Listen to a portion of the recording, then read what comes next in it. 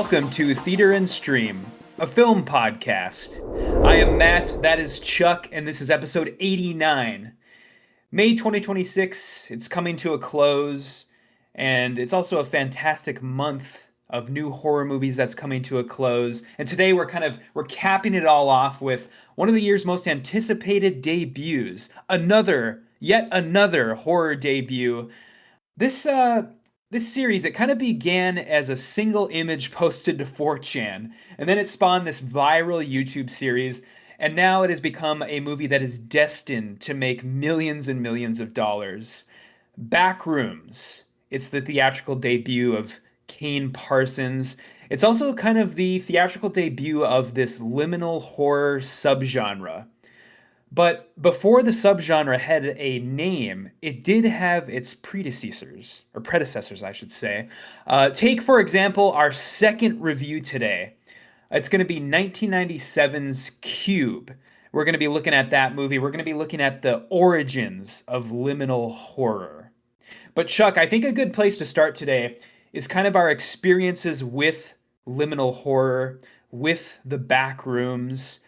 Tell me about your familiarity with it. Tell me about the first time maybe that you encountered it, if you can remember. Yeah. Tell me about like the whole idea of liminal spaces as a horror concept. Does it work for you? Does it conjure a feeling of dread in your stomach, or do you just look at it and you're like, oh, that's just an empty room? Who cares?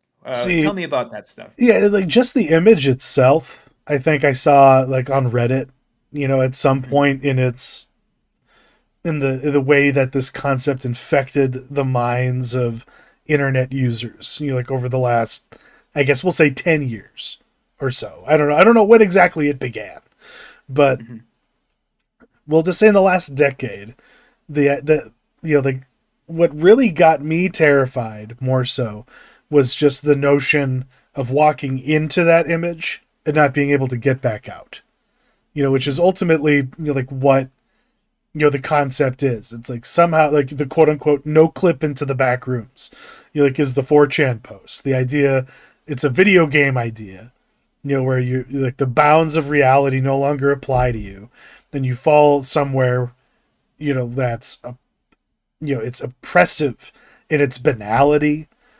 And it also, it's like being like, it's worse than a void, if that makes sense.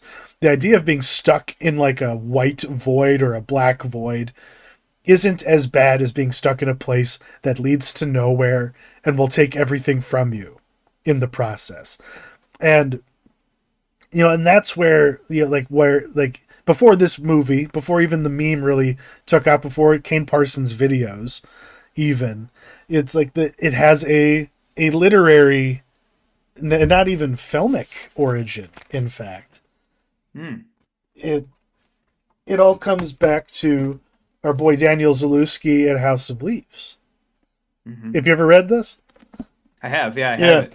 Yeah, and it's so like there's a lot of inspiration to it there, where you just have a space that's impossibly large. It's like you can't say non-Euclidean, because it's like everything is Euclidean. It's all just office spaces, but just like an endless space filled with places that lead to nowhere. It's awful. It's terrifying. The idea of getting trapped there is terrifying. The idea that something else could be in there with you is terrifying. How do we make a movie out of that? I guess that's the question that has been, what has been the allure, behind, the whole, hype machine around Backrooms. The idea that a kid who was really good with Blender and After Effects could parlay that into like bypassing everything that usually is in the way of your career taking off, being able to work with a premier studio and with like having godfathers like Oz Perkins and what's his face, the James Wan, also, behind your, helping you get to where you need to go. Who needs fucking film school when you can just do that? You just sit down on a Zoom call with your dad and James Wan at 16 and 4 years later, you're in every theater in the country and you're all over the world. Part of a 1-2 punch of like horror l'enfant terribles that are gonna kill Star Wars for good. Imagine that. Disney Star Wars is being murdered by these young bucks who just got where they were by making goofy shit on the internet. What a time to be alive. But, like Cube is the progenitor, to a degree. The whole notion of just like waking up in a place, not knowing how you got there, and trying to survive your way through it, no matter what. There's a lot going on there. Despite the limitations and the minimalism to it. And I guess we'll get into it on both fronts, but both these movies make very provoking and and engaging experiences. But to varying degrees do they succeed as movies that I think anyone could throw on and enjoy. Some of them, and I guess we'll get into that, probably work better as just background visual noise, less than narrative experiences. But I guess we'll just jump right into it. Backrooms. I was so jazzed and hyped for this, obviously. And the trailers were very alluring. But ultimately, and I think this is kind of the case with a lot of people, whether or not they were invested in the source material, if we can call it that, or not, it's a kind of an underwhelming experience, isn't it? Like, I'd say so, yeah. Narratively, very spare. Yet, I guess I don't know whether or not I should credit Will Sudick or not, because you can definitely see what were his ideas. Because it was just all of the stuff with the characters, all the character work. The narrative that is there. And what Kane Parsons brought to it was the pacing and the execution of the backroom sequences. So, and that's, I guess, if there's a failing here, it's that you could see the machinery a little too easily. And it gets a little too predictable and a tad boring. And so I guess if there's just like a broad, overhead view of this, it's like we can definitely see the talent is still there. Everybody was right to bet on this guy. But I am more impressed by what Curry Barker was able to do with Obsession than what the Backrooms was able to do. And there's no way that was my perception going in. I thought it would totally be the opposite. The transcendent experience I got came from Obsession. This one left me thinking, someone either reined the kid in too much or they didn't guide him enough. Because there's discourse out there. There's rumors that, that Kane Parsons is just a industry plant, just to get, young, Gen Alpha, Gen Z kids back into movie theaters. But I think in truth, it's just, he got a great cast. They worked really fucking hard. He had great people making his movie for him. But by God, does it not quite live up to the darkness within our own minds about what we have filled in the gaps with? If you've had any awareness of this, if you've ever had a dream you couldn't quite get out of, it's like, that's what the Backrooms kind of takes you to, in my opinion. Yeah, it's interesting because I come from a place of not really being very familiar with Backrooms. My entry, I think, into the whole Backrooms idea are like YouTube content that is, like videos that people post of like dying malls or like dead malls. Yeah, where they walk through, like, there's one specific channel. There's a guy who does it really well. He's probably the most popular person who does these types of videos, but they just walk through dead malls, and it's very off-putting. It's very unnerving, and that, I guess, is kind of my entry into this genre, I guess. And I was not familiar really with the Backrooms series, the YouTube series, and I think I'm actually on record as saying that I thought this movie was going to be incredibly boring, this Backrooms movie, and I think I it had more I faith apparently going in. yeah, yeah, definitely. And I think it's more so my cantankerous attitude towards A24 sometimes, but I think I was a little wrong. I think the movie is occasionally boring. It's occasionally exciting, but it doesn't really coalesce. The movie doesn't really pick a lane. It's trying to please many masters, would be kind of how Yeah, I would term it, where yeah.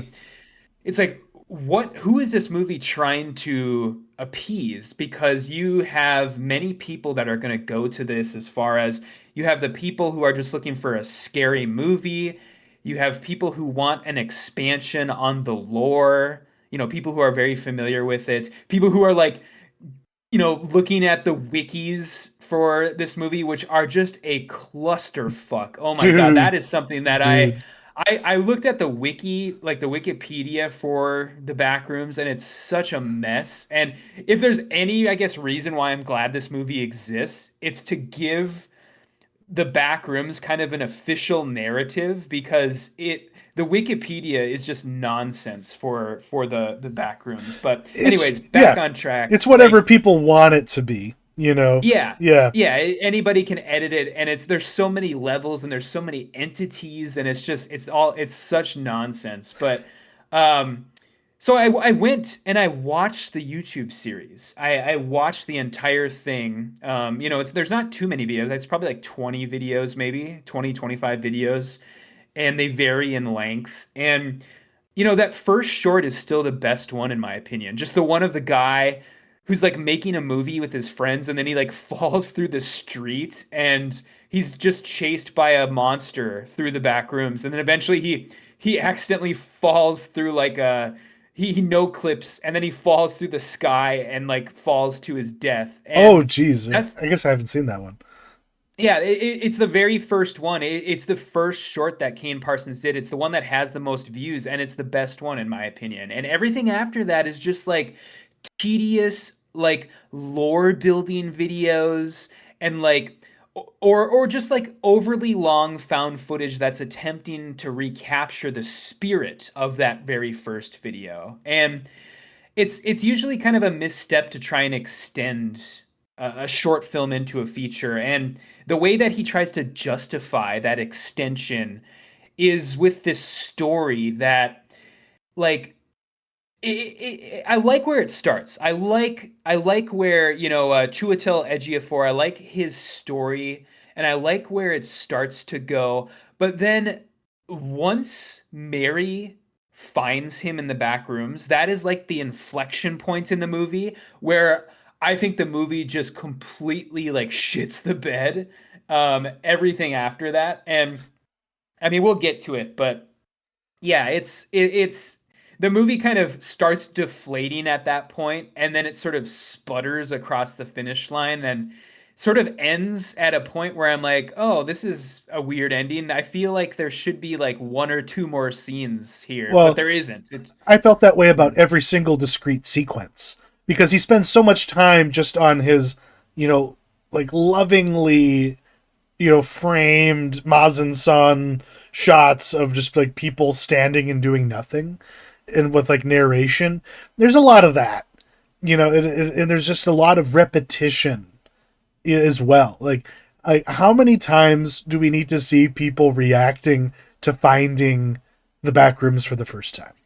Yeah, Like it, yeah, I yeah. We would, get three separate scenes of that, of people, being like, "Oh my God," yeah, and I would have preferred more time with, like I see the best sequence in this movie is when he first discovers it, and he goes on that like big loop until he like magically finds his way back to, the entrance so he can escape before the Hat Man finds him or whatever.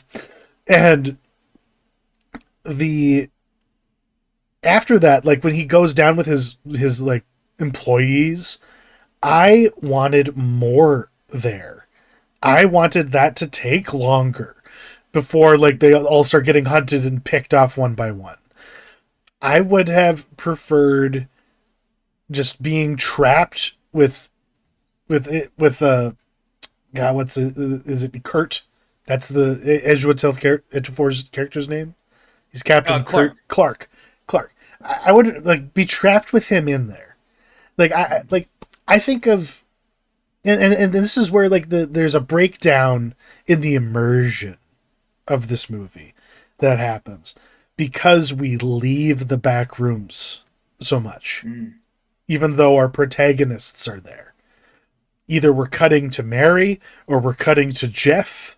Like there's all of those like these weird moments that break up the action that that literally take the audience out of what should be the suffocating desperation that you feel when you're stuck there and you can't find your way out.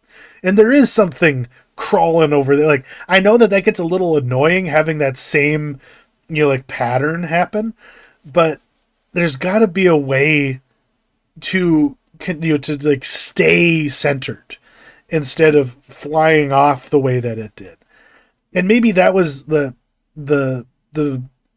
more like the adults in the room, so to speak. Maybe that was their way of being like, well, we have to think about, the old, Q-tips that show up to theaters, on a matinee, like they don't know what movie they're walking into, like we have to have something, I'm sure you're right. Yeah. I'm sure that there was the whole storyline for this movie. I mean, the whole it really screams of like executive interference to me, or writer interference. The Will Sudick guy, as far as like, okay, we're hiring you to create a nice storyline for this movie to kind of tie everything together. But I totally agree with you as far as like there is a way in which you can do that, but then also stay in the back rooms for an extended period of time where, you can still do the first like half hour, 45 minutes. Yeah. And then when he goes into the back rooms, you can stay there and you can still have Mary, come into the back rooms. But when she gets there, you just have to have her explain herself. You just have to, when she meets up with Clark, she just has to be like, oh, I came, you disappeared. I came to try and find you. Do you know how long it's been? Like I came, I went to your business and I came to try and find you. You don't need to show her, going through the process of like, like, oh, where is Clark? And showing up to the furniture store and seeing the bills under the door and then going inside and having her, because whose movie is this? Like that's, Yeah. it's very confused. Mm-hmm. But yeah, I totally agree with you. We should have just once we got to the back rooms, we should have stayed there for an extended period of time, and we should have stayed with Clark. You can still do the time jump. You just throw in into a montage or something. You can still, because yeah, I liked when he was running through those rooms. I felt like I was like, no, I want to see more of that one. No, I want to see more of that one. No, why are you just running through these things? I want to see what that water room was. The pool place. Yeah. What was up with that? Uh-huh. And I think because if you are deeply invested in the lore, those were references that probably were significant, to certain people. But yeah, because I think of a movie like is it As Above, So Below, where like you're just in these catacombs the whole time, and you're it's just a journey literally to hell, and that's where, or even like what's another one, like the cave diving chick horror movie. The Descent. The Descent. It's like once you're in it, you can't leave it. Like that's just kind of my feeling, and I guess, yeah, because the movie begins ultimately, like after that little intro starring Avon Joja in his, like, the only time he's ever in the movie, besides his, like, face on a card. Mm-hmm. Shout out to him. He was in Now Apocalypse. That's a throwback reference for people out there. But, like, is her putting her hand on the cement? like I liked that. Like that was really like very clever, very artsy, very cool. Like telescoping her whole life experience into like a couple shots like that, where she's like watching them destroy the sidewalk and everything. But yeah, like once it gets cooking and I'm ready for shit to get going, I always get taken out of it. But I guess we can we just talk about like what the fuck we think is going on? Because Yeah. Mm-hmm. because like that's something I've been thinking about. I roll my eyes every time I come across a YouTube person being like, the secret of the back rooms is that it's a demented thing, blah blah blah. It's somebody who has Alzheimer's and it's misremembering things, and I would just roll my eyes at them. But to me, what made the most sense, especially after the final shot of the movie, is that the back rooms is a some kind of like fifth dimensional large language model, trying to create a holographic one-to-one copy of our reality and slowly degrading and failing over time. Like it's been tasked with doing this by somebody and they aren't maintaining the code. It's falling apart. It's creating these monstrosities. It's creating this yeah, it's kind of like where you take a picture of like Captain Kirk's face from Star Trek and you tell a AI to make a movie poster to accompany the thumbnail on Paramount Plus, and the AI just like fills in and like makes it look like he's just a cop or something. Like it's doing a very poor job of figuring shit out and like building reality. So of course its idea of where like humans spend most of their time is in these awful endless corridors and rooms with yellow lighting and musty smells. Like because it's a stagnant and it's falling apart. That's my I, theory. That's my theory. I like that. I like that. It's almost, yeah, it's like almost like a commentary on AI. I think that the Backrooms, I mean, when it first started, especially when you look at Kane Parsons' YouTube videos, it almost seems like he's changing what exactly these, like he's changing his mind as far as what these actually are. When you watch the first couple YouTube videos, it almost seems like the back rooms are literally just that. They're the back rooms. They're like the mall hallways of our world where Oh, okay. people can if you've ever have you ever walked in like the creepy like back hallways of like a mall that's like Yeah, behind all of like the storefronts. It's like dude. that where it's like One time, um Luca ran away from me at the yeah, mall, and he ran because I was interviewing somebody at the mall, and he ran away from me and went behind one of those things. like into one of those. Yeah, Yeah, because it's where they store all the Christmas shit. It's a whole bunch of sure. like they've converted a bunch of vacant storefronts into storage basically behind there. And he ran back there, and I was like, "Luca, where are you?" And it's just like that was my liminal horror moment because Yeah. like it was black, and all I hear is him like toddler babbling and like this and running around, and I couldn't But see yeah, him. Oh god, yeah. that's sort of, I in my opinion, when I watched those first couple YouTube videos, that's kind of what the backrooms translated as to me. They are literally the backrooms of our world where you could just fall through a road, or you could fall through a wall, and suddenly you're in this place that you basically can walk through, and then eventually you'll fall through the floor of that space, and you'll emerge 40,000 feet above the earth, falling So to your death. And so like when the seagull like albatross thing comes flying at him in the mhm, beginning, and he can hear like the like sound an of like ocean, yeah. ocean coming through. Mhm. If he had just like jumped up or like he could have climbed through that panel and escaped the back rooms. Yeah, yeah, there are Yeah. multiple entry points and exits from the back rooms, and that's how I think this idea started. But as for, like I said, I think Parsons is sort of changing what he wants this to be, because when with the context of this movie, what I see the back rooms as now are like it's basically like a facsimile reflection of the real world. Um, there's a lot of lip service in this movie paid to this idea of like memories of memories, like how we remember things and how our memories, like over time our memories degrade.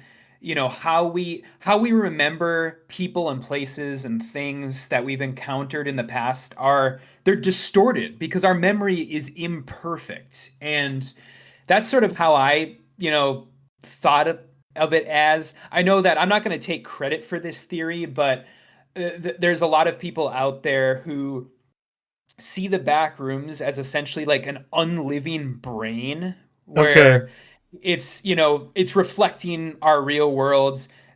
Our brains are constantly shifting and re-remembering and distorting events and places. And you know I think that there's a good theory there where it's like Phil, Mark Duplass's character, works at an MRI company. It's Yeah. like, okay, is that there? That's not a coincidence. That he works at a company that studies people's brains or looks at people's brains, and he's clearly very, very obsessed with that idea because he says when he sits down Mary for an interview, he says this is the most important event in either of our lifetimes, because he sees the back rooms as sort of this network, this brain-like network. And so that's kind of where I landed on it, I guess. Yeah. Is kind of how I see it now, and I think that's kind of how Parsons sees it now.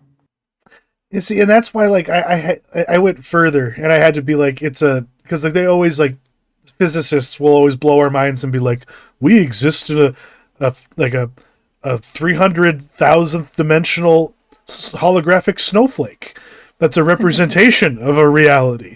Like we're not actually real. Like they'll say shit like that, and that's where it's and I think that's what the ending is kind of hinting at, is that eventually this facsimile, because it keeps on popping up, it keeps spreading, access points to it keep spreading, because it's absorbing more and more people as they fall through it, and eventually it's going to consume everything.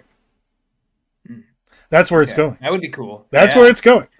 But Okay. that's why I think it's a fool's errand to make any fucking sequels to this.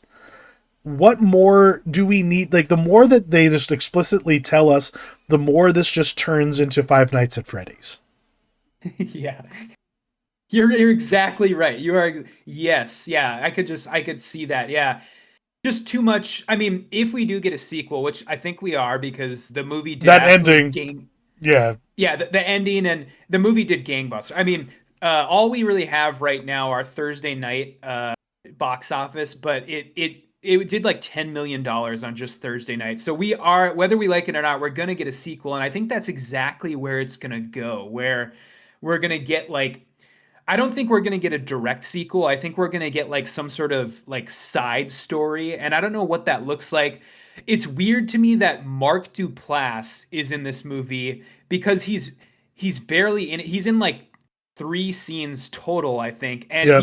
he has lines in only one of the scenes. And so if I had to guess, I guess that Parsons probably pitched Duplass on, okay, I'm going to put you in the first movie, and then you are going to have a bigger role in the sequel. And then Yeah. Duplass is like, okay, that's why I'm signing up for this. That's why I'm going to take this pittance of a part in this first movie, because he is the connective tissue for whatever the sequel, the movie looks like, whether that follows the hazmat guys, And which I'm see, assuming it probably that's what I will. want. I want Mhm. a team on a mission getting trapped and having bad things happen to them. Because like because another part of this, is like the curiosity kills the cat here. If you just like cemented off the entrances to the back rooms, maybe everybody would be better off. But because this company has found it, they need to leverage their discovery. I guess like this reminds me a little bit of Control, even though like like that's it's a different ball of wax. But just the idea that like a corporation could find something completely mind fucking like this and say, okay, fuck MRI machines. This is what we're doing now. Yeah. It's like it's not the government, it's not the CIA or like somebody like that. It's just it's this company that just sells medical equipment that is like, we are the ones that are going to figure this out because we are the ones that are going to profit from this. So like what, like, yeah, because like at the end when they have the Hat Man, I call him the Hat Man because I have no other. I think that, what do they call him in the wiki for this movie? Is it like the life models or like the, They yeah, call, I mean, the people in the back rooms, they call them still lifes. still lifes? Yeah. So like he's like a particularly evil still life. Um, I was hoping you'd put him in the cast listing on the document. That there is a person playing that thing.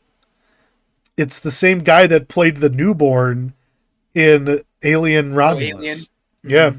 he's Yeah, that that giant, like 8 foot tall, like Serbian what guy. is he? Yeah, Serbian guy. Yeah, His name's that's like like his his name's destined to do that. like Robert Bababovich or something like that. His name Okay. is like literally like Robert, son of Robert. I'm pretty sure. But Yeah. like that was such, like they have him on like a gurney at the end. Like they've recovered him Mhm. somehow because of the gas. Like they've been waiting to catch that fucking thing ever since they broke in there for the first time. So now that they've caught this thing, what are they going to do with it? And I guess, yeah, that begs an even more bigger question. Did she ever leave the back rooms? Is this company fully consumed by the back rooms itself now? I guess we can assume that he leaves at some point because he's watching the TV with his family in that one Yeah. scene.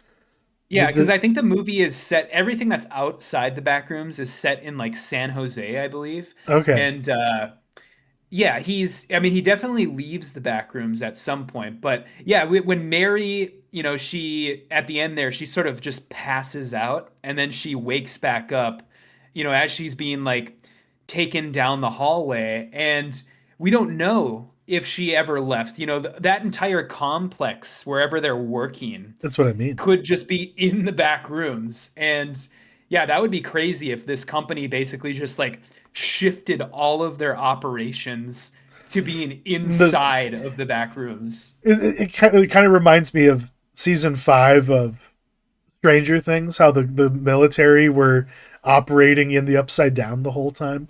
Like I think that's the direction it's going, and I just want to see, like, yeah, like if they are gonna go further, what are they gonna find?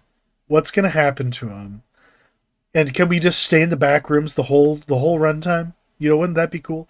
Like Mhm. it's like leaving the shimmer in Annihilation before you've actually, like earned the right to do that. I guess because I don't know, the every time I wanted to grab onto something to like cling to my hopes that this was a great movie, it just like ran through my fingers.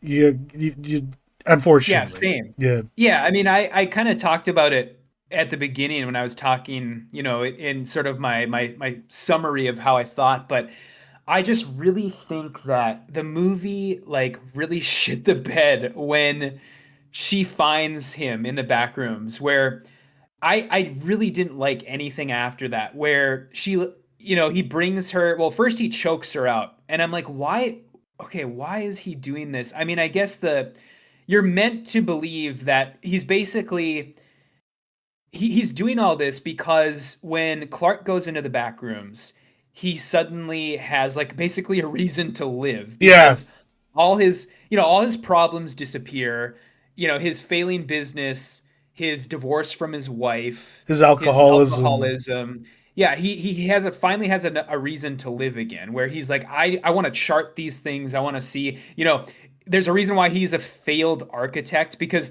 I'm assuming an architect walks into the back rooms and they're like, holy shit, this is the craziest thing I've ever seen. And so he wants to kind of maintain the status quo in the back rooms. And so that's probably why he chokes her out. But then, like, I just did not believe his like heel turn where he's, ties her up and then suddenly he's like stabbing the still life people and he has his employee's head in a fridge for Yeah, some reason. And it's like, it's like I don't believe that you went this crazy this fast. Like it's not believable. And once the still life Clark is revealed, it's kind of that's when like the balloon really starts deflating for me, where it's like, okay, now we know what the monster looks like, and It's now it just not turns in, scary.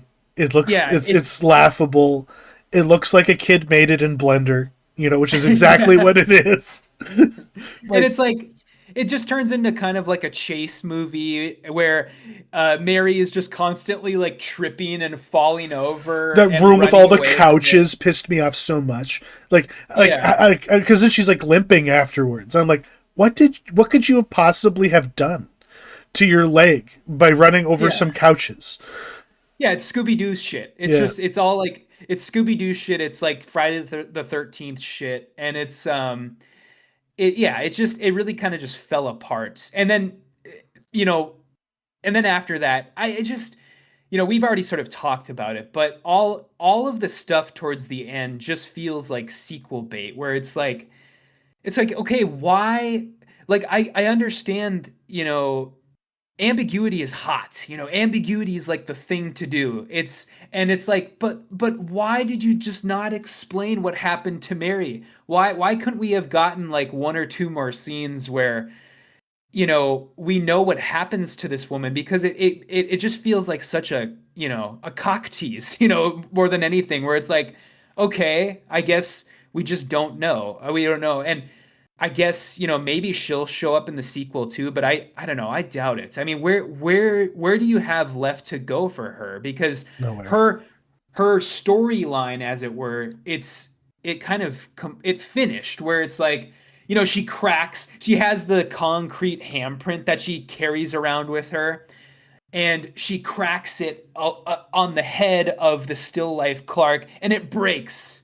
And that is, of course, that is sort of the summation of her storyline, where it's like she's finally able to let go. She's finally able to forget about that, I guess. And I don't know. Because like, did you from the doc? I didn't quite. You had mentioned something that I didn't quite pick up on. Was her mom going crazy because she was aware of the back rooms? I don't know if her mom, yeah, I mean that's a good theory. I guess that either that or her mom was just, just like a kind of a nut job, like a conspiratorial, because you have that scene where she tries to remove the newspaper from the window and her mom's like, "Mary, don't. They're everywhere," or something she says like that. And the what I sort of inferred was that Mary basically 5150'd her mom, where she's Mary as a child, she's the one who called, and said like, "Oh, I'm in danger," or like, my There's something mom wrong is, with my mom. yeah, Yeah. there's something wrong with my mom. And then she's the one who basically had her mom committed. And she was also dealing with the guilt of that, clearly. And there's that line when during Clark's therapy session where he literally says like, "Have you ever 5150'd somebody?"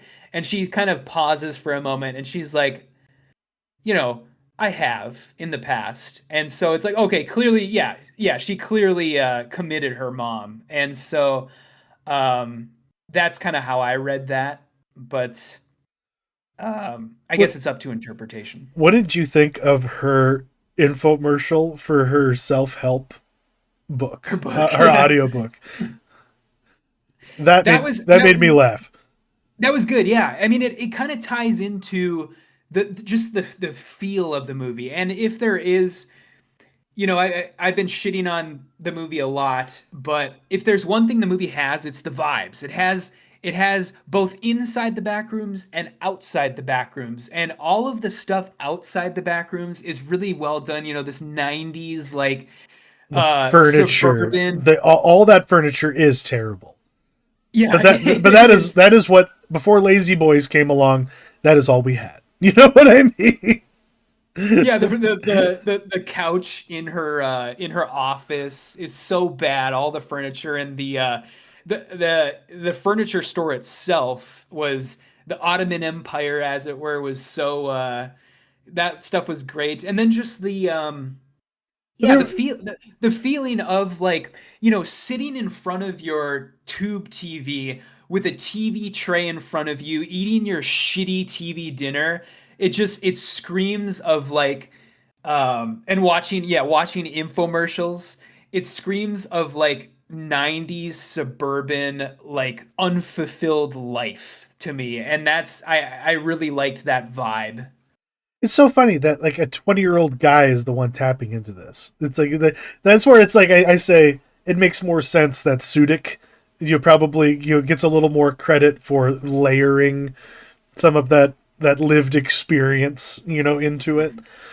Because there are things that he clearly has command of, which is the aesthetics, the vibes, and I totally champion the fact that they literally built this space.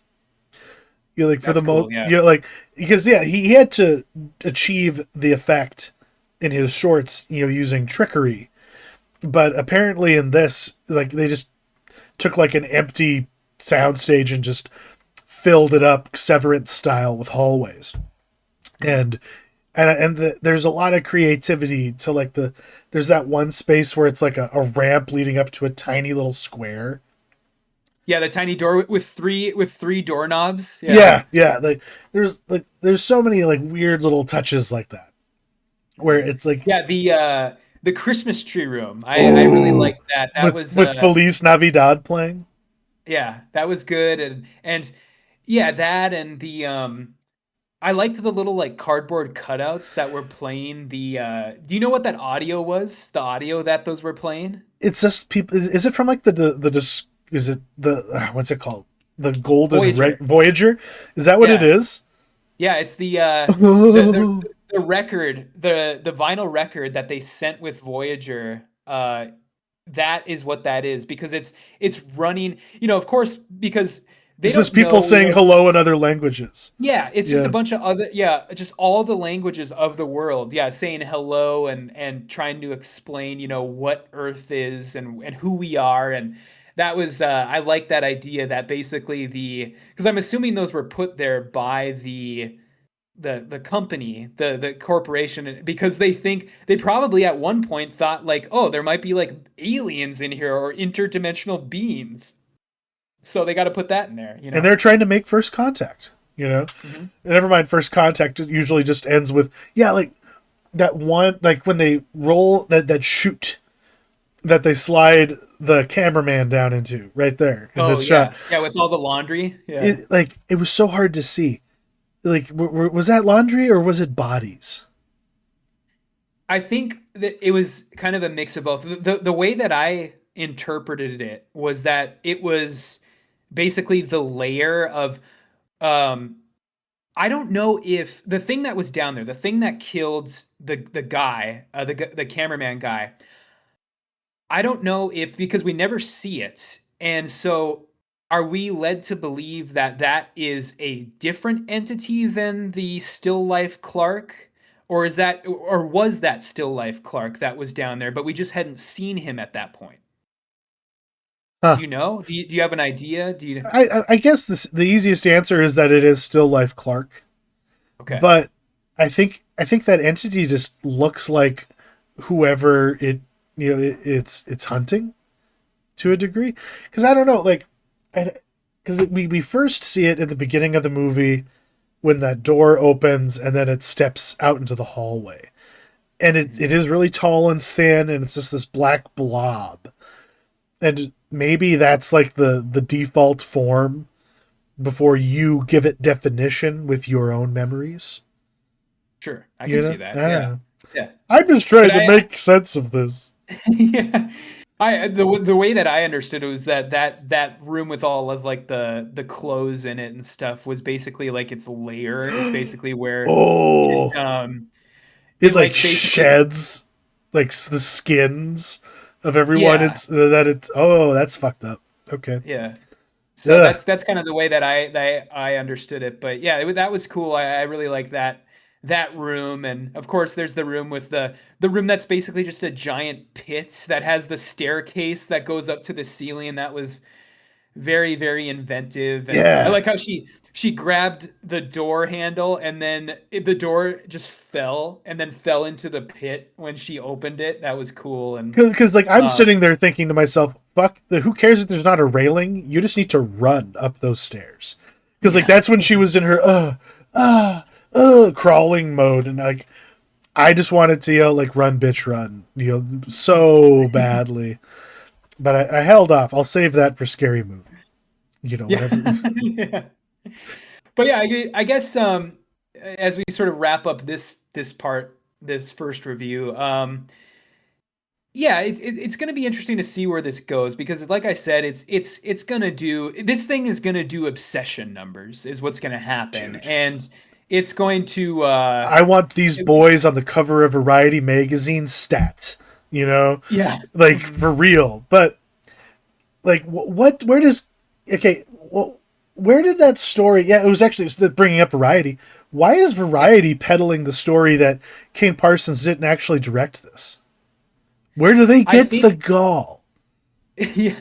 Well, I think it's only because I don't know who it was, but Mark Duplass commented on it in an interview that an interviewer actually asked him about the rumors because yeah, if people don't know, um, there for some reason the rumor mill is suggesting that Kane Parsons didn't actually direct Backrooms, and the belief is that either it was ghost directed by somebody else or essentially Kane Parsons is little more than like a figurehead, and basically that he had an extreme amount of oversight. And yeah, I mean basically it was so much oversight by like A24 execs that you can hardly call what he did directing, and that basically they had him direct the movie because it's too good of a story to pass up. 20-year-old YouTuber directs horror hits is basically the storyline. And so that's the rumor. I don't think it's personally true. I think that it's you can basically chalk up the rumor because of ageism. Basically, people don't want to believe that a 20-year-old directed this movie. They're jealous of that fact that somebody could do something like this, I guess. And so that's sort of what I would chalk it up to. Yeah, no, because like, I don't know. I think anybody who is besmirching his involvement in the final product, I think is being unfair to him, because I imagine with all of the people involved in making any movie, if you were just an outsider and you didn't know what hat everybody was wearing, you wouldn't think that a director was doing all that much compared to all the heavy lifting that all the other people around them are doing.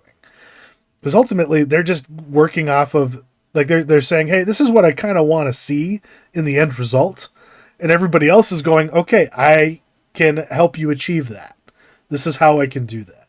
So I think it's people who don't quite understand the alchemy of creativity and effort that is involved in creating a movie. Like the actual, like the technical and the creative side. It's like it's everyone's brains getting mushed together, to like achieve something together. And but like, so like, we'll defend him there. I still want to see what he does, but can, can he do anything outside of liminal horror? Is he doomed? Because he's just so young. Is he just Yeah. doomed to be this guy who makes Backrooms movies his whole career? Like, God, I there's got hope to be not. more to him than that. Mhm. But I don't know. I worry. I worry that he's kind of just going to be a one-trick pony, despite the success here. Because like, I don't know. You look at other like horror wunderkinds, like the people that did the Blair Witch Project. They never amounted to much more after that. From what, like, I have no idea. I don't think I've No, ever they seen. haven't. They haven't, and and it's because maybe they didn't have anything beyond this one magical thing that they had within themselves.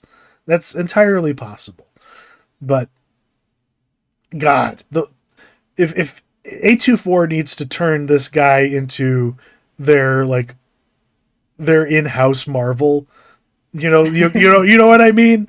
It's just let him make his little universe, and do his thing, I suppose. But this guy needs to go to college. He needs to have his heart broken.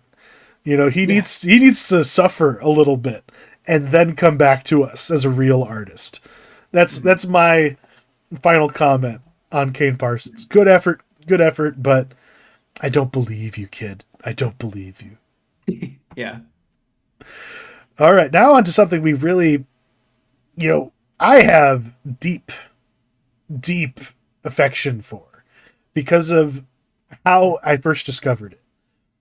I went to the pool in Mott one summer, and then I biked over to my grandma's house after the pool was closed just to hang out and watch TV, and I turned on Sci-Fi right as Cube was starting. And so I saw it in its edited for TV form. That's the first time I saw it. But this movie fucked me up as like a 9-year-old. And I guess it was my introduction to Canadian horror movies. But where did you come on? Because we both revisited it for this. What makes this a good pairing for the liminal horror boom we're living in? Well, I think it is kind of the progenitor, basically, where you have very similar structures to both of these movies, where they're both set in these mysterious, sort of reality-breaking locales, and there's a mystery to uncover. Why does this place exist? Who or what built them? Yeah. And both Backrooms and Cube, they answer some of these questions over the course of their running time, and then they leave other questions unanswered.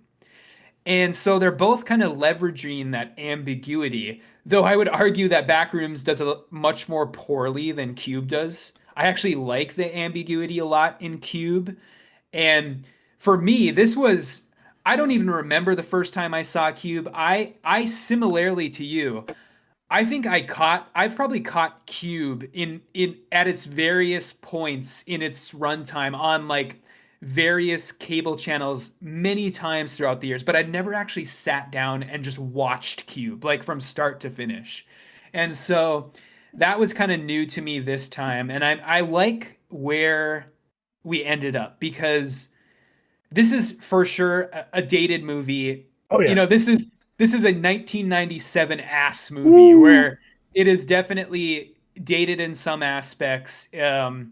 The script is frequently, I wouldn't call it good, but I like it. I like the dialogue. I like the Gen X. The dialogue is really biting, and it's really, really like Gen X, like 90s. And I'll call that out a little bit later. But I think as a cohesive movie, from a start to finish movie, it's a lot more successful than Backrooms is.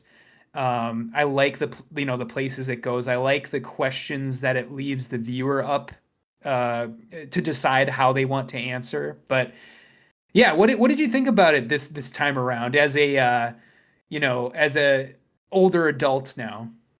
And see, because when I first saw it left me deeply troubled. Because I don't even think I did finish it. I watched it all the way through. Because I was waiting for Toonami to come on. So like this kind of timed out perfectly. And I remember hating all the characters, just thinking that everybody was mean. Like that was my frame of reference. But like watching it back now, it's like that's what it kept me going in it, was just appreciating a little bit more like what the actors were doing. And because like you think with a script like this, like how much could there really be to it?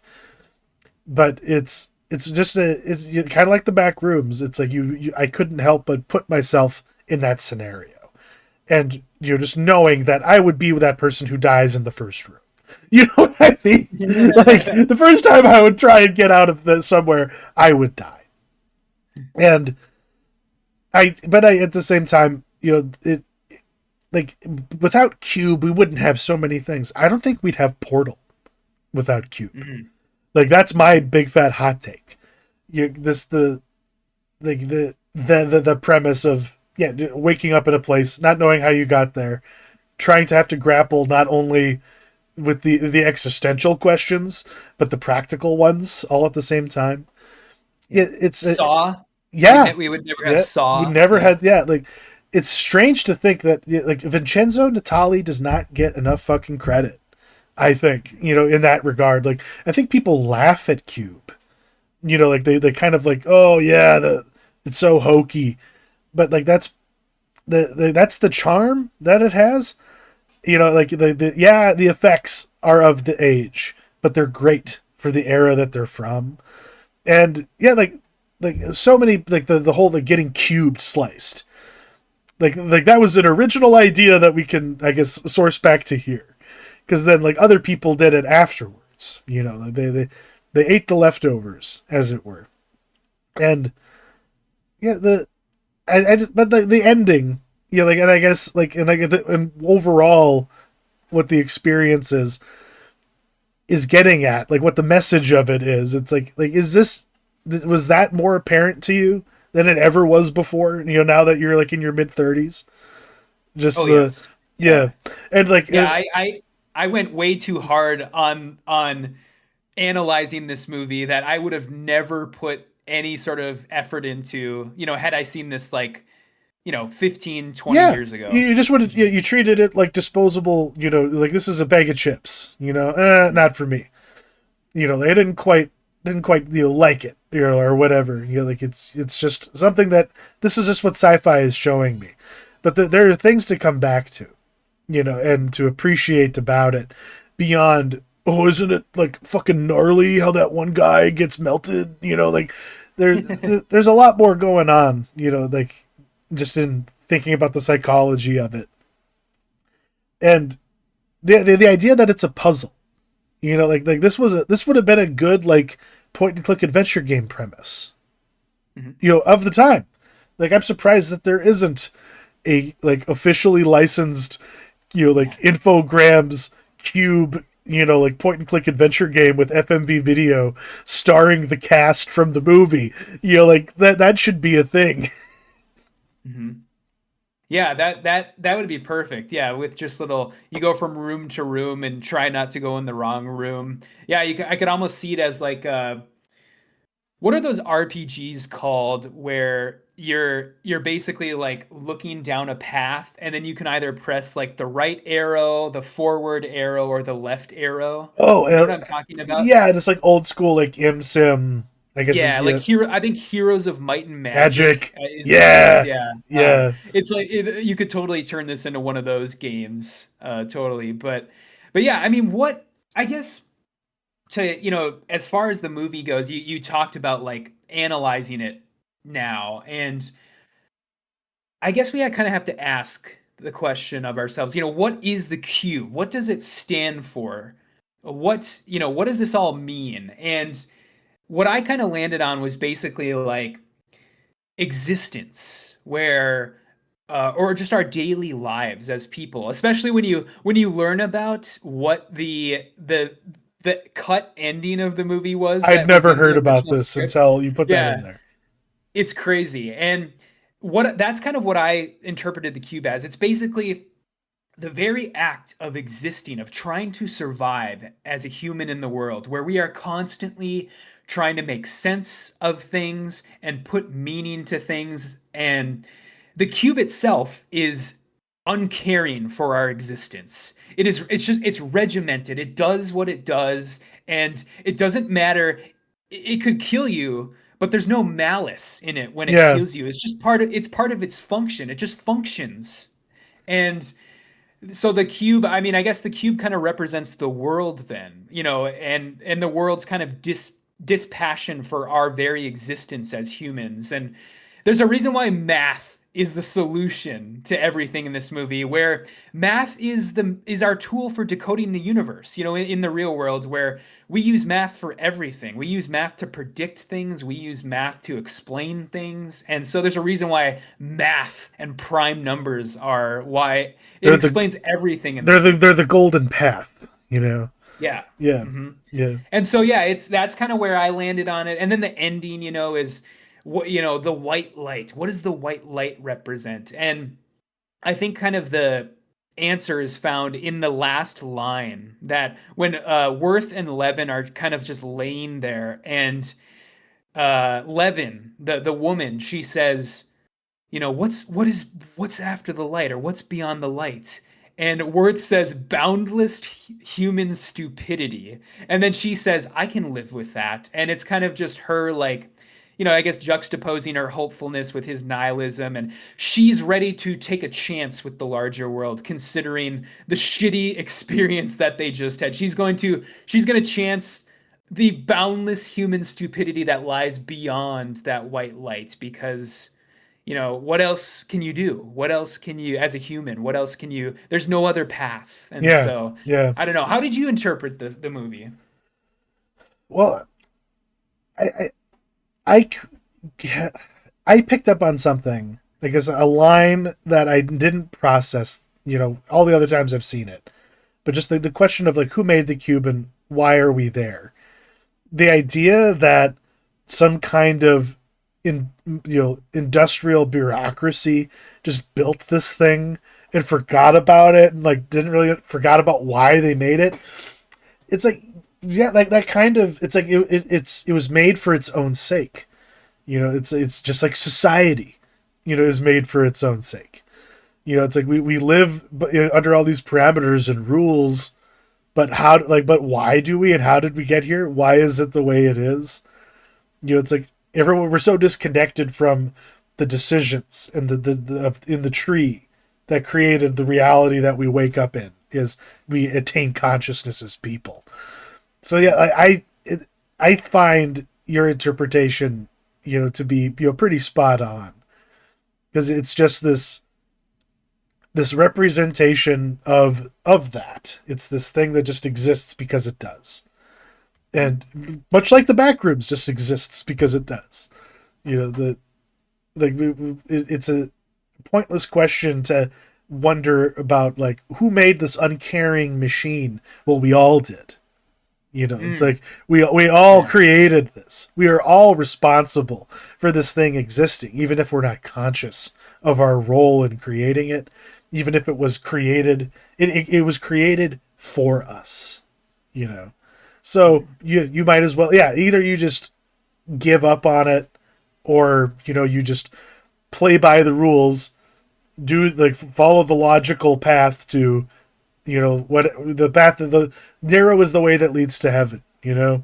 So in some respects, it's like you with both of these movies, you can kind of go with a allegory for like limbo, Oh or yeah. something like that. Trying to suffer and pass the trials to achieve transcendence. The narrow is the way that that leads to heaven, and it takes the math savant for them to figure it out. Of Yeah, course. I've seen a lot of people. I'm glad you mentioned the heaven sort of analog, because I've seen a lot of people apply that logic to it, that basically that the white light, of course, at the end is heaven, and this is the cube itself is hell, or purgatory, limbo. I've also seen, or the other. I think it's funny that you, when we were talking about back rooms, you had made mention your theory about AI and that Uh-huh. movie, and Yeah. I sort of applied the idea of AI to this movie, where I like this idea that the cube is being kept running by like a rampant AI. Like, where, have you ever heard of the paperclip maximizer theory? I haven't. Explain that to me. So it's basically this theory that if you create an AI whose sole purpose is to make paper clips, just run of the mill paper clips, eventually that AI will try and find every possible way to make paper clips, whether that, and at the expense of everything else, where its sole function is to create paper clips. That is all it is going to do. And what's going to eventually happen is, oh, I could make more paper clips if these humans just didn't exist. Yeah. Or I Yeah. could make, all these humans get in my way, so I could make, if I kill them all off, I could make more paper clips. Or I could make more paper clips if I just destroyed all the world's rainforests and then made paperclip factories out of the wood? And eventually it gets to a point where it's like everything dies because this thing is solely focused on making paperclips. And so when you sort of apply that logic to like this idea that it's like a rampant AI, Dude, it's like maybe at some point the cube was constructed by humans, but it has long since I like that. functioned on its own, that kind of thing. Golly, no, that makes a lot of sense. And have you ever heard of the sci-fi story "I Have No Mouth and I Must Scream"? I have. I've never read it though. Yeah. Effectively, that's that's along the same lines. I think that the story predated the concept that you're talking about to a degree, and it's not quite one to one. But yeah, the in that story, it's a bunch of people being like kept in like this artificial perpetual suffering by an AI, and yeah, it's a fucking crazy story, and yeah, so that does make sense. That like, this is just it's just going about its motions. It's like it has a task, it's committed to it, and everything that happens, no matter how grisly, is in service of that task. That works. And I'm glad you pointed this out too. Yeah. What every single character is named after a prison, Yes. Yeah. Or in the or or partially, part or like yeah, partially, yeah, Leavenworth and yeah, I guess I didn't know this, but Kazan is like some famous, I think, Russian prison. And then what is his name? Ren? The old guy who dies first. mhm. That is like a French prison, I think. Um, yeah, I didn't really put two and two together until and then of course you have God, what Quentin. is the Quentin. Quentin, yeah, Yeah. Quentin, yeah, San Quentin, of course. That one's pretty obvious, and so yeah, that's a really interesting detail, I guess, is that, and yeah, of course, it falls in line with the thinking that at the end of the day, the cube is just a giant, elaborate prison, and so, but yeah, as far as there's little details like that I'm glad exist in this movie because I want to go back to the dialogue because Yeah, I you love mentioned that. I don't like I said earlier, I don't know if I would necessarily call it good dialogue, but I like it. I like how biting it is. And there's multiple lines in the movie that I love, but specifically I love when Quentin is talking with Holloway, the older woman character, and he's like, "You listen to me, woman. Every day I mop up after your bleeding heart. The only reason you exist is because I keep you. I know your type. No kids, no man to fuck you. So you go around outraged, sticking your nose up other people's assholes, sniffing about their business." And I Oh just yeah. think that is like the proto Karen. Like he's calling out a Karen before we ever knew what Karens were. And I just love that. And that character in general, Quentin, that actor, I know him from Hedwig and the Angry Inch. Okay, That's the yeah. like because I was like, why is this fucker so familiar to me? And that's he's in that movie for like 5 minutes. But in this one, I'm so like the line that like hit me. I'm glad you put it in here. Was who do you think the establishment is? It's just guys like me. Their discs are bigger, but their jobs aren't. They don't conspire. They buy boats. Like Yeah. they're the yacht class. It's like I was Yeah, like, it's damn, that's it's still true. yeah. It's for being a movie that was made nearly 30 years ago now, it's still, very prescient. Everything in this is very, very prescient and yeah, I love that dialogue. And I love the I guess to speak more on the movie itself rather than the sort of thematic elements. I love all the traps. Of course, there's certain CGI effects that are dated, like the spears like coming out of the wall and stuff like that. But then you have stuff like the acid trap, which still works, where it's like this guy's face literally is melting off, and it was clearly done practically. That effect was done practically, and that's still very, very effective. And I sort of wonder what that looked. You had made mention when you were a kid, you watched the TV edit. I Yeah, wonder if they even show that in the TV edit, or did they even show the guy being cubed and then falling apart? I'm trying to remember. It's because that's the thing. Like in my memory, it was not edited for TV. You know Okay, what I mean? sure. Like, but maybe that's just my brain filling in the gaps because I eventually did see it. But no, like I don't remember it being, toned down. Mhm. But I could be wrong about that. Because it's such a, I don't know, like kids these days don't know anything about TV edits. They don't have to experience that anymore. You almost didn't even realize you were seeing a different version of the movie until you were like an adult and you could like see it on DVD or something like that. But Yeah, well, yeah, it was that, and like, during a lot of TV edits, when you watch a movie on TV, it always has that little message beforehand that's like, this program has been edited for content and time. And yeah, I always remember seeing that as a kid, but not really understanding what it meant until I was, maybe like a early teenager. And then I became very like pretentious about TV edits, where I was like, I'm not watching the TV edit of this movie because oh, they're cutting stuff out, and they are messing with the sanctity of the movie experience. And dude, I refuse to watch Pulp Fiction on television. oh yeah, It's like, that's how that's could you? awful. It's like why would you do this? Like Yeah. like or like Goodfellas on AMC, that was always hilarious. And then like Yeah. then yeah, we're going off track here. But you know, definitely something like, but that's worth like a mini-sode at some point. Like your favorite TV edits of something. Yes. Yeah. But Um, yeah.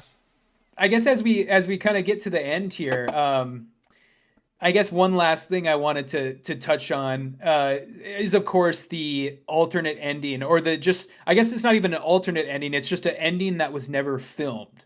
So if you can go to Vincenzo Natali's blog, and he has the entire shooting script on there. And basically, there is an ending for this movie that was never shot, where that was in the original script, that shows Kazan walking into the light, and then he just kind of teleports or merges onto a busy, like, metropolitan New York sidewalk, and there's people kind of everywhere walking about him, and he's consumed by the crowd of people walking, and then the subtitles appear on the screen that just say "Another Day at the That would Office." have been And such a baller way to end the movie. yeah, it's I wish he it had done reminds me of that. it actually kind of reminds me of, like, if he would have done that and ended it that way, it's almost like a proto ending of, like, the Matrix. It reminds me of the ending to the Matrix, the original Matrix movie. And that would have been, yeah, very, very cool. And it would have given us more questions, where it's like, you know if say that ending would have been in the film, does that hint to you that Kazan, like, had something more to do with everything? Because when it says "Another Day at the Office," it almost implies that Kazan was like part of the cube before everybody else was, and it was almost like his job. Like, maybe this is like a like a Kaiser Soze type ending, where it's like, Yeah. this guy is pretending to be mentally handicapped. I don't know. Or like You know. Saw. It's like he would have been ahead of the curve on so many things if he had gone with this ending. Mhm. And it would have like really made more clear like the metaphors and symbolism at work in terms of like the stuff we were talking about. Like yeah, like another day at the office, just showing up to be a part of the milling of society, like Mhm. in Manhattan. I don't know, that would have, it just would have worked so well. Mhm. But I guess that kind of brings us to a close here. What it's like like I guess we've kind of articulated what the through line is here though between Yeah. one and the other, and I guess all the questions that we kind of put down to talk about at the end here, we put at the forefront of our larger discussion. So I guess Yeah. I'm at, like I guess ultimately, should people go seek out Backrooms in theaters, or should they just go on Tubi and watch Cube? You return to tradition, horror fans, or go with the new Reject hotness. modernity. Reject modernity. uh, yeah, I mean, you should definitely go and watch Q because it is, as we, talked about at the beginning, this thing is, anybody can go and watch it for free on Tubi, nowadays. And so, yeah, I mean, for the price of free, definitely go and watch it. But as far as Backrooms goes, I don't know if I can really, I don't know if I can really recommend it for anybody that's not already invested in the mythos. Where I think people who love the back rooms are probably going to get a lot out of the movie. But then again, maybe they're not, because I know that there's a whole section of the fan base that absolutely despises that this movie exists, and that basically the fact that exists as a theatrical movie is prying it from the hands of the Yep. fans. And so I don't know. I guess I'm not really sure. I would probably tell people to go and watch Obsession, before, plunking down $10 to see this. Go and give your, go and give your $10 to Obsession first, and then Yeah, maybe see this. Yeah. because I've heard that double feature described as Barbenheimer for sickos, and Yeah. and that does apply. Like the and I think just on like that novelty, of supporting two young guys like that, it makes sense.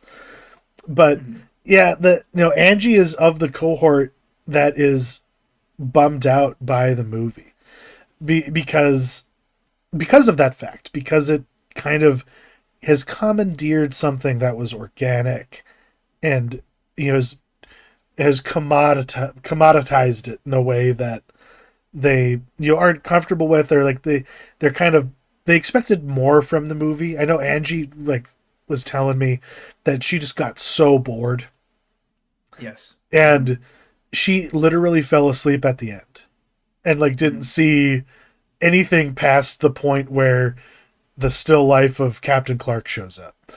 The Okay. and so and I'm with her there. It's like I don't know. I don't know if I'm just were we spoiled by movies, like from like 10, 15 years ago, like It Follows and The Witch, who were just like, because like that was just like to me personally, that was just an era of horror movies where it's like they not only gave you everything you could ask for, they gave you things you didn't even think about. They were transcendent, in certain ways. Like I use that word specifically because it's like that's my metric.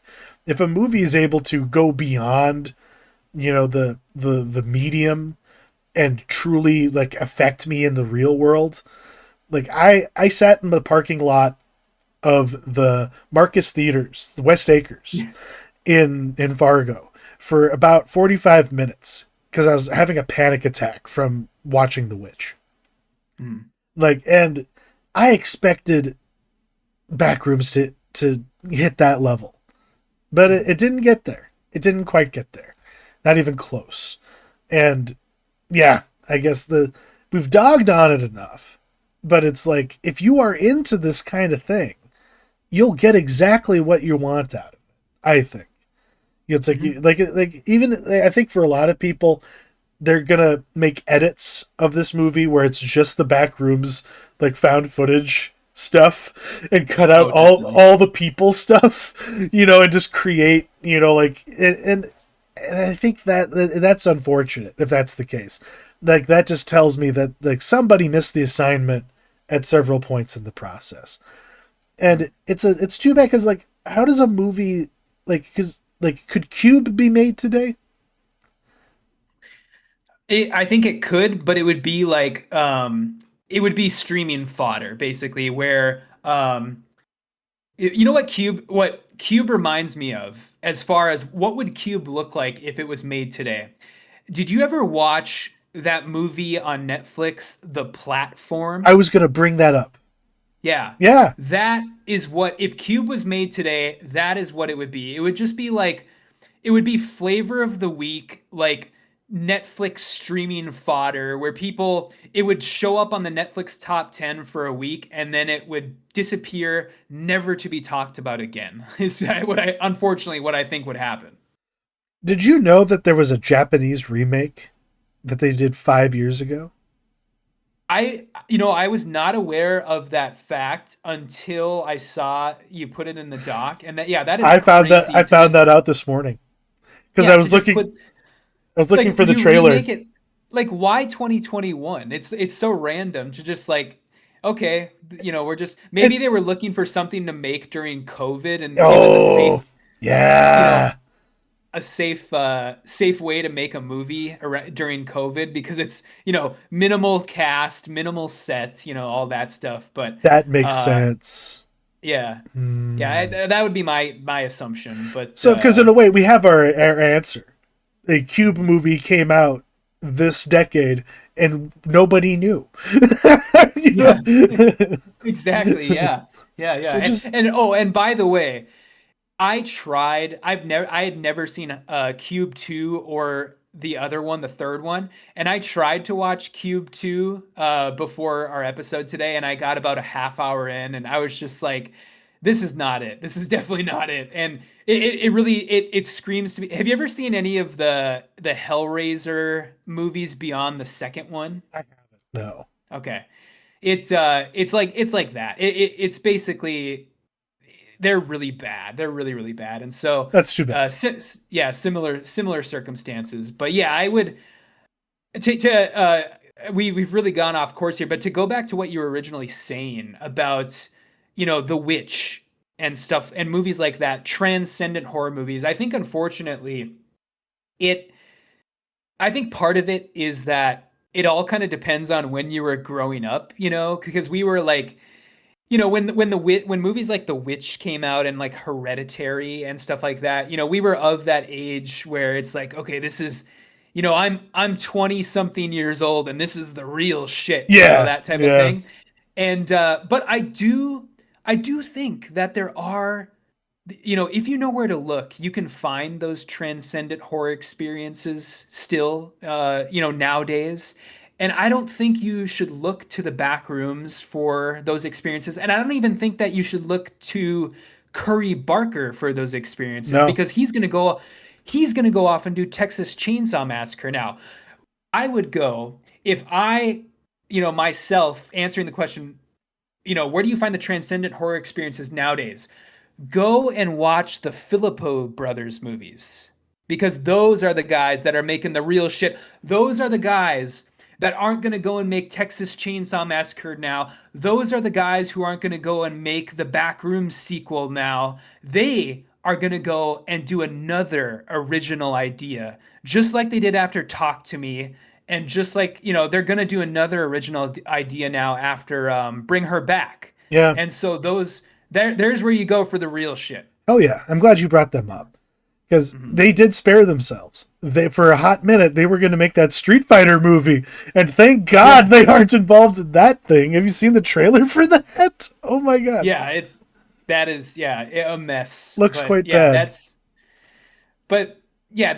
that's where I would kind of look towards the guys. You got to find the guys who aren't either going to get wrapped up in like making remakes or wrapped up in making sequels, I guess. But Yeah, yeah. No, to have that kind of confidence in themselves. Yeah, mhm. for sure.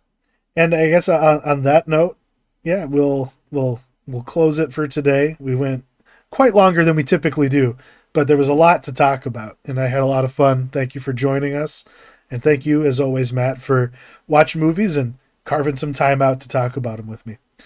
Next week, or not next week, next time, we're going to be gathering for something really fucking weird, but it's going to be fun. It's going to be a Amazon shaman themed episode. It's so specific. That's why I'm so happy about it. we're going to be reviewing Wetiko, which will be available on video on demand on June 9th, and The Embrace of the Serpent, a throwback from about 10 or 11 years ago. It's in black and white. Don't let that scare you. It's quite the experience. Thank you for joining us, and have a week. See ya.